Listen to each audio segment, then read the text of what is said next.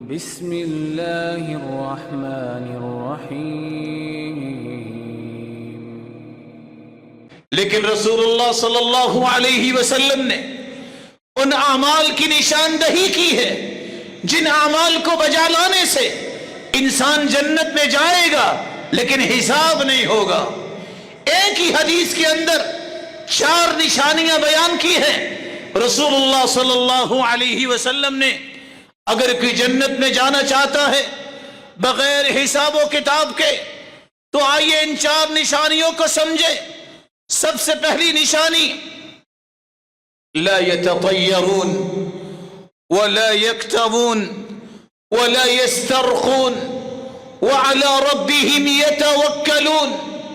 اللہ پہ توکل کرنے والے، کسی بھی کاہن و نجومی سے بچنے والے، فلاں کاہن، فلاں نجومی، فلاں بنگالی بابا ہے۔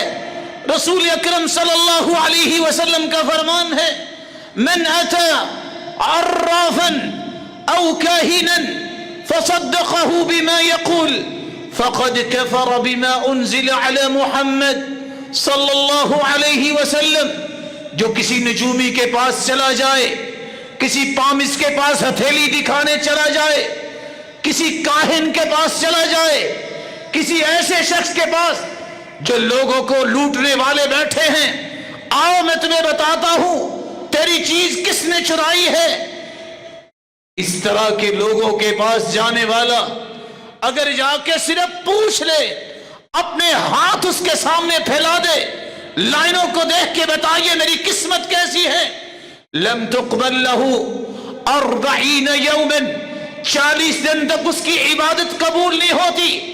اور اگر اس کی بات کی تصدیق کر دے، یہ کمزور ایمان والا کس قدر پھر بدقسمت بنتا ہے، ادھر وہ اس کی تصدیق کرتا ہے، ادھر وہ قرآن کا منکر بن جاتا ہے۔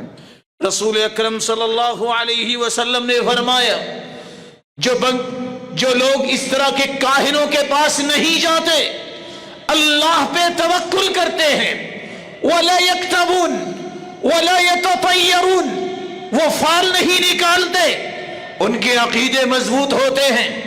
گھر سے نکلا، کوا نظر آیا، گاڑی کے اوپر سے گزرا ہے، گاڑی واپس لے آئے، آج لگتا ہے برا دن ہے۔